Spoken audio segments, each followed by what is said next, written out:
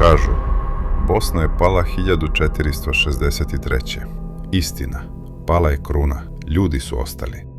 Mit kaže, bosanska vlastela je nestala. Dokumenti kažu, promijenila je oblik. Samo da nas prime u vlast. Bosanska elita ulazi u sistem carstva, ne kao robovi, nego kao upravljači. Ahmed Paša Hercegović, sin Kosače, veliki vezir, i nije bio jedini.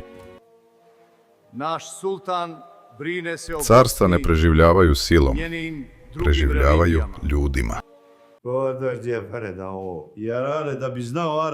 Bosna nije izbrisana, preseljena je u sistem. Bosanska elita poslije 1463. Da se pamti.